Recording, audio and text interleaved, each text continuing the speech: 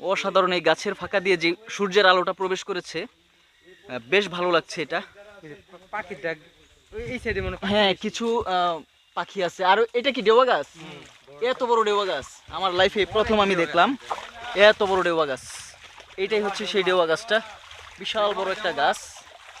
আর আমি অবশ্য নিচ দিয়ে এই যে এটা দেখাই, এই যে পাথরের মতো যে হয়েছে, এগুলো আসলে অনেক বছর পানিটা জমে থাকার কারণে হয়েছে। অলরেডি স্যার কিন্তু সামনে এসেছে অনেকটাই। আমরা এই ট্রেকিংটা একটু কষ্টই হলো, কারণ জিরিপথ ধরে আমাদের হাঁটতে হচ্ছে। আমাদের লোকজন সবাই পিছনে।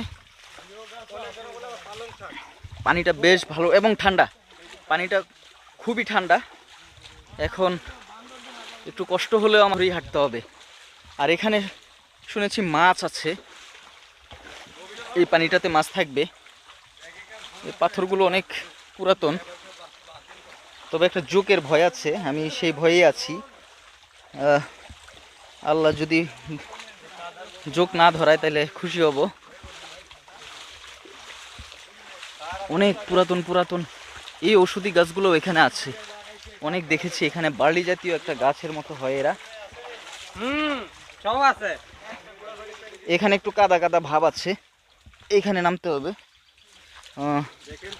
এগুলো হচ্ছে পাথরের মতো হয়েছে জমে। এই শিলাগুলা হচ্ছে অনেক বছর ধরে এখানে জমতে জমতে এটা হয়েছে।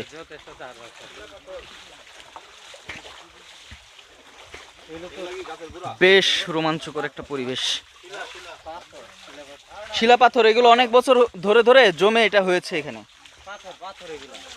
পাথর এটা তৈরি হয়েছে, বুঝছেন? ও, এই একটা রাস্তা, এই রাস্তা দিয়ে এখন উঠতে হবে আমাদের। এই ঝিরিপথটাকে পরিহার করতে হবে। তো এখন এদিক থেকে উঠতে বেশ বেগ পেতে হবে। ইয়েস, অলরেডি সুজন স্যার উঠতেছে। কোথায়? ওই দিকে নাকি বানর আছে। আমি একটু উপরের দিকে উঠি, যদিও আমার এখান থেকে দেখতে পাচ্ছি না, ওনারা অনেক নিচে। আমার আসলে এদিক থেকে উঠতে বেশ কষ্ট হচ্ছে। এদিক থেকে উঠতে আসলে সত্যি সত্যি ওইদিকে বানর ডাকছে। না না না স্যার, ঠিক আছে, এটাই। ওই পাশে বানর মারামারি করতেছে, আপনারা দেবেন।